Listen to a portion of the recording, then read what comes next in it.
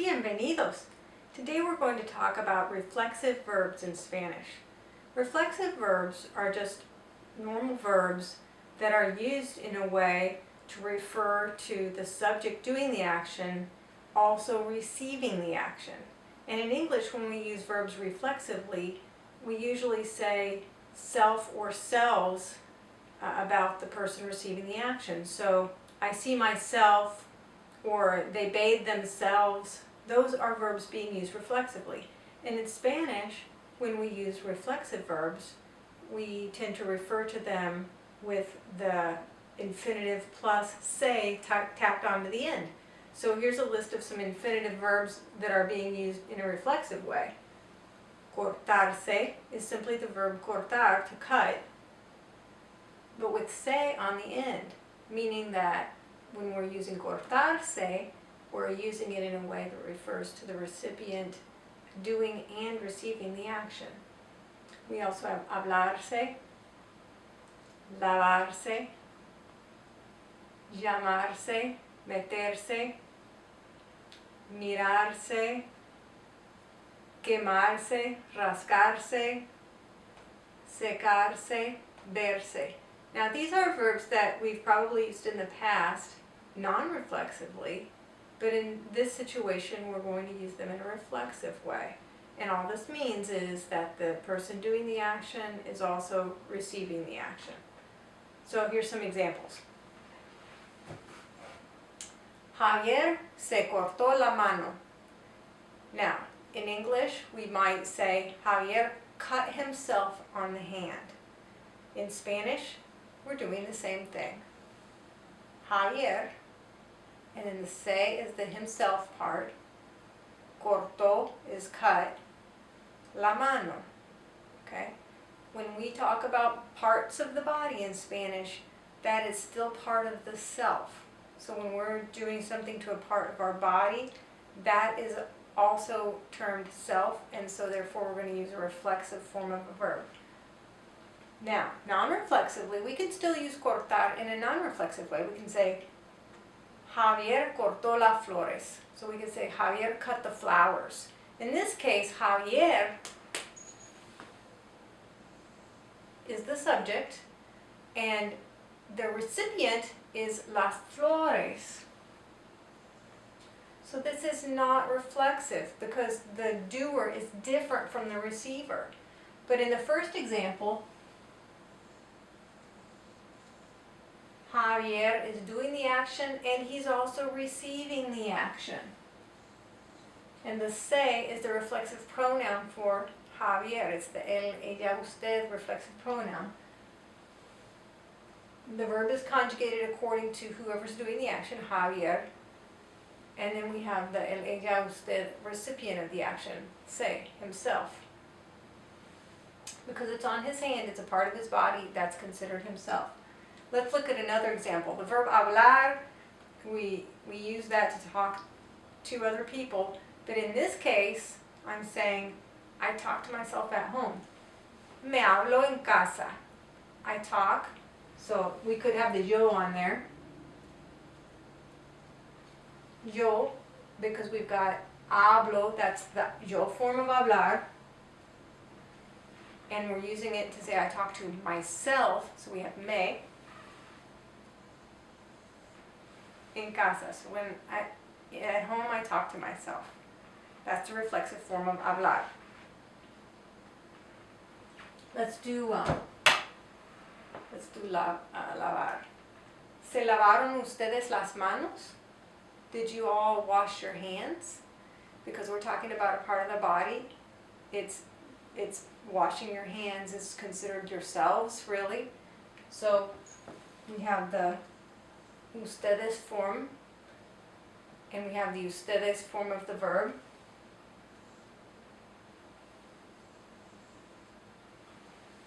¿Se lavaron ustedes las manos? Did you wash your hands?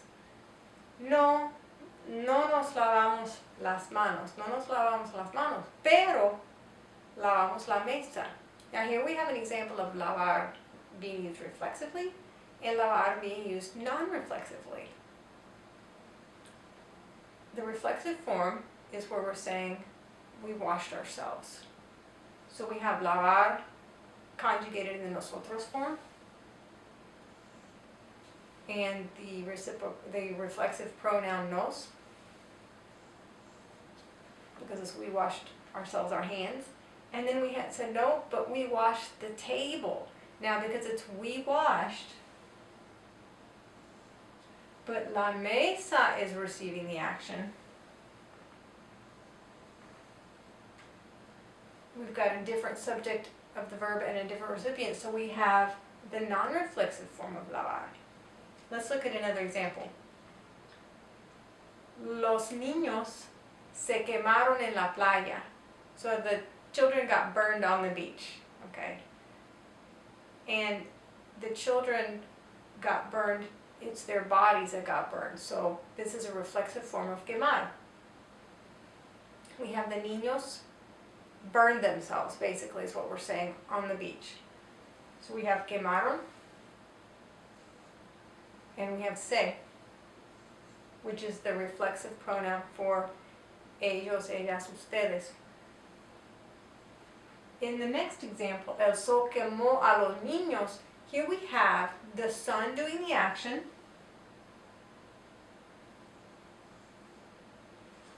quemó is conjugated according to the subject el sol, and then los niños are receiving the action. So the subject is different from the recipient, and therefore this is non-reflexive, but we can still use lavar. We just are using it without that reflexive pronoun. Notice that all the reflexive pronouns come right before the verb. Se quemaron, nos lavamos, se cortó. It always comes right before the verb. Now here's another example of it being used non-reflexively. Ellos quemaron el papel.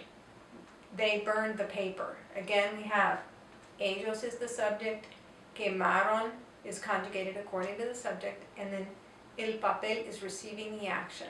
So we have a different subject and recipient, so no reflexive pronoun here. We have camisa doing the action here. The shirt is doing the itching. Rasca is conjugated according to the subject, shirt. And then it's itching me. It's happening to me. So we have a pronoun receiving the action, but it's not a reflexive pronoun because reflexive has to be the same subject and recipient. The shirt is doing the itching and it's happening to me. So that's not reflexive, but we still have the pronoun because we have a recipient of the action, but it's not a reflexive pronoun. Me rasco la cara. Now that means I'm scratching myself on the face. Here we have reflexive. We have rasco, I, that's the yo form. Yo me rasco la cara or me rasco la cara.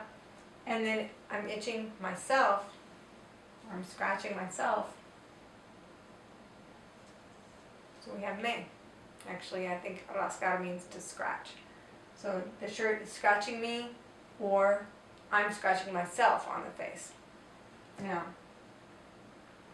let's look at another example. Me llamo Ana. Here's a reflexive form of llamar. I call myself Ana. We have llamo in the yo form, and it's happening to myself. So we have the same subject and the same recipient. Here we have llamo a Ana. That means I call Ana. Maybe I'm calling my friend Ana. But I'm doing the calling, llamo, and then it's happening to Ana. La llamo means I call her. Again, no reflexive pronoun here, no reflexive pronoun here because the recipient of the action is different from the person doing the action. So these are just non-reflexive forms of llamar, but here we have the reflexive form of llamar. Me llamo, or yeah, me llamo Ana. My name is Ana. I call myself Ana. Now let's look at another example. Me levanto temprano. Okay, I get myself up early. Levantarse means to wake up, or to get, not to wake up, to get up in the morning. So, me levanto temprano. Levanto el plato. Now, this form of levantar is non-reflexive. I'm doing the lifting, but I'm lifting the plate. Okay, so the plate is receiving the action. No reflexive pronoun. Me levanta el perro. This is saying the dog gets me up. All right? Levanta is conjugated according to dog.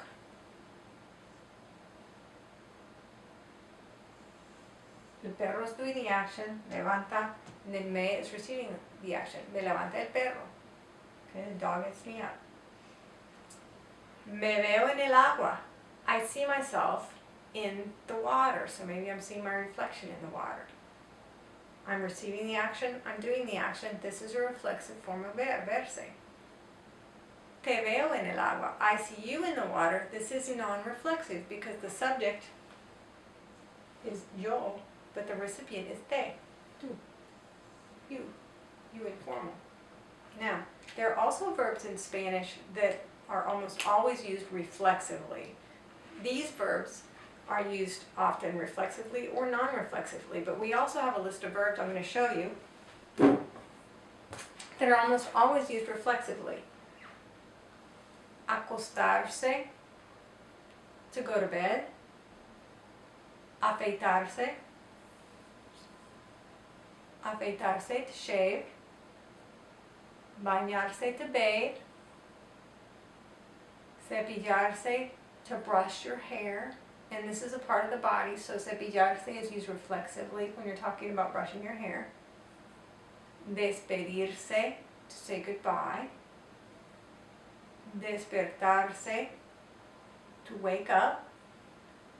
Desvestirse, to get undressed. Divertirse, to have fun. Ducharse, to take a shower. Enojarse, to get angry. Maquillarse, to put on makeup. Peinarse, to comb your hair. And again, because we're doing combing a part of the body, we're doing it to ourselves, so it's reflexive. Preocuparse, to be worried. Sentarse, to sit down. These verbs are most often used reflexively. They're hardly ever used non-reflexively. Now, let's look at some examples.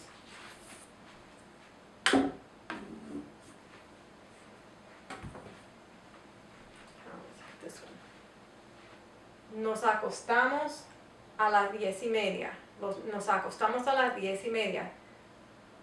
We put ourselves to bed at 10:30. Okay, so we have acostamos. Nosotros are the doers of the action, and we're also receiving the action. So we have the reflexive pronoun nos. ¿Te bañaste ayer? Did you bathe yesterday? So we have, did you bathe yourself yesterday? We have the tú form of bañaste, and then we have te, the reflexive pronoun te. María se sentó al lado de él. María is doing the action. She sat down. She sat herself down. This is happening to her body. She's sitting herself down. So we have se, the reflexive pronoun se, next to him. Okay? María se sentó al lado de él. Now, let's look at an example of a verb that we normally think of as being non-reflexive and think of how we might use it reflexively.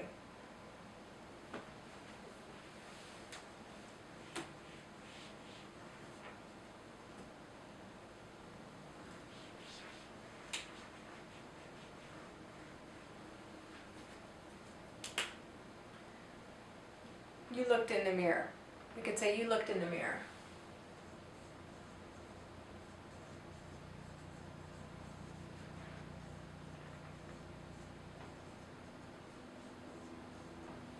Usted miró en el espejo.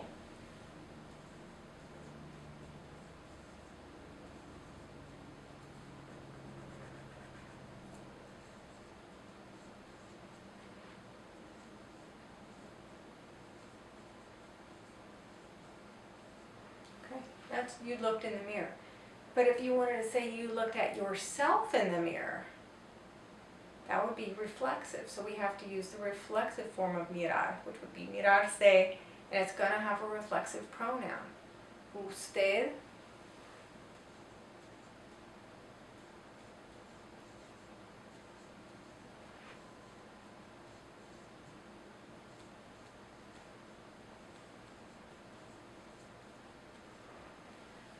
Usted se miró en el espejo. And so we have the reflexive pronoun se, which is the same as yourself. You looked at yourself in the mirror. So let's look at a couple of other examples. Let's use the verb secar and secarse. Me seco después de ducharme. So I dry myself off after I shower. And notice that me seco, the yo form me seco,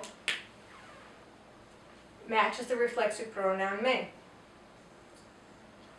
But the subject of the verb is still yo. A lot of people make the mistake of thinking that these reflexive pronouns become the subject of the verb, but they're not.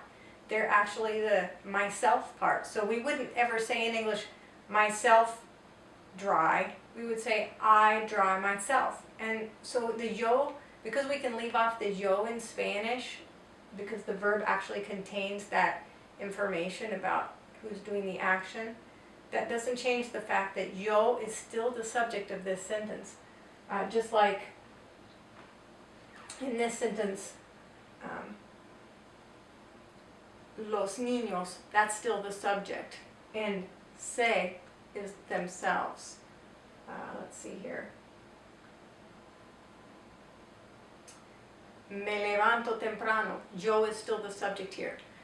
So the subject is still there, it's just implied because the verb is the yo form, so we don't have to put the yo on there. But these pronouns are not the subject, they're actually the pronouns yourself, himself, myself, and they're not the subject of the verb. A lot of people will start confusing the nos for nosotros. Remember, nos in the reflexive form means ourselves. Nosotros still means we. So nos does not mean we. So be careful when you're using these reflexive pronouns. Realize that these are pronouns for the recipient, not for the doer of the action. Okay, and then we could use secar non-reflexively and say, I dry the plates, seco los platos. We don't have a reflexive pronoun here because the object that we're drying is not ourselves. This time it's the plates. Notice that in this example of a reflexive verb, secarse, we also have an example of a reflexive verb being used in the infinitive form in the sentence, but the pronoun attached onto the end matches the subject of the sentence, the subject of the action here. We have me seco, which is what we've practiced using, I dry myself, after I shower myself. So we have ducharme. Instead of ducharse, we have ducharme because I dry myself. So let's look at some more examples of verbs where we attach the reflexive pronoun right onto the end of the verb.